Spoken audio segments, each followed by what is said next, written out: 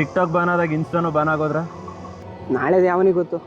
ಇವತ್ತು ಖುಷಿಯಾಗಿದ್ದೀನಲ್ವ, ಜನ ನನ್ನ ನೋಡ್ತಾ ಇದ್ದಾರೆ, ಅಷ್ಟು ಸಾಕು. ನೀನು ಹೇಳೋದು ಸರಿನೇ. ಏನೋ ಒಂದು ಜುಗಾಡ್ ಕಂಟೆಂಟ್ ಮಾಡೋದು, ಹಿಂಗೆ ಫೇಮಸ್ ಆಗೋದು. ನೀವು ಆ್ಯಕ್ಟರ್ಗಳು ಲೂಸರ್ಸ್. ಅದಕ್ಕೆ ನಮ್ಮಂಥ ಕಂಟೆಂಟ್ ಕ್ರಿಯೇಟರ್ಗಳನ್ನ ನೋಡಿದ್ರೆ ತಿಕ್ಕಾ ಉರ್ಕೊಂಡು ಎದುರ್ಕೊಳ್ಳೋದು. ಏನೋ ನಿನಗೆ ಹೆದರೋದ? ನೀವೆಲ್ಲ ನಮ್ಮ ಕಂಪ್ಯಾರಿಸನ್ಗೂ ಬರೋಲ್ಲ. ಎಮೋಷನ್ಸ್ ಜೊತೆ ವರ್ಕ್ ಮಾಡಿರ್ತೀವಿ, ಹಗಲು ರಾತ್ರಿ ಅಂತ ಕ್ರಾಫ್ಟ್ ಜೊತೆ ಕೆಲಸ ಮಾಡಿರ್ತೀವಿ. ಅಷ್ಟು ದೊಡ್ಡ ಕ್ಯಾಮ್ರಾನ ಫೇಸ್ ಮಾಡೋಕ್ಕೂ ಮುಂಚೆ ಕಷ್ಟ ಬಿದ್ದು ಪ್ರಿಪೇರ್ ಆಗಿರ್ತೀವಿ. ರೀಲ್ ಸ್ಟಾರ್ಗಳೆಲ್ಲ ನಾವು ಆ್ಯಕ್ಟರ್ಸ್ಗಳು. ಆ್ಯಕ್ಟರ್ಸ್ ನಾವು ಚಿಕ್ಕ ಸ್ಕ್ರೀನ್ಗೋಸ್ಕರ ಕಷ್ಟ ಇವರು ಪಡ್ತಾ ಇರೋದು. ಅಟ್ಲೀಸ್ಟ್ ಏನೋ ಒಂದು ಮಾಡ್ತಿದ್ದೀವಿ ನಾವು. ನಿಮ್ಮ ಥರ ದೊಡ್ಡ ಸ್ಕ್ರೀನ್ ಕನ್ಸ್ಕೊಟ್ಕೊಂಡು ಸುಮ್ಮನೆ ಕೂತಿಲ್ಲ. ಒಂದು 10 ಜನ ನಮ್ಮ ರೀಲ್ಸ್ನು ನೋಡ್ತಿದ್ದಾರೆ.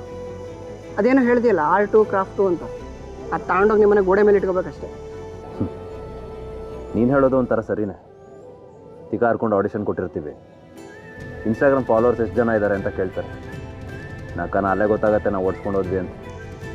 ಆದರೆ ನಮ್ಮ ಫಾಲೋವರ್ಸ್ ನೋಡಿ ಸಿನಿಮಾ ಚಾನ್ಸ್ ಕೊಟ್ಟರೆ ನಿಮ್ಮಷ್ಟು ಕಾನ್ಫಿಡೆಂಟಾಗಿ ನಾವು ಆ್ಯಕ್ಟ್ ಮಾಡೋಕ್ಕಾಗಲ್ಲ. ಮಸ ಬಿಡು, ಇದರಲ್ಲಿ ನಾವು ಜಾಸ್ತಿ ತಲೆ ಕೆಡಿಸ್ಕೊಳ್ಳೋದು ಬೇಡ. ನಮ್ಮ ಆಡಿಯನ್ಸ್ಗೆ ಬಿಟ್ಬಿಡಲ್ಲ.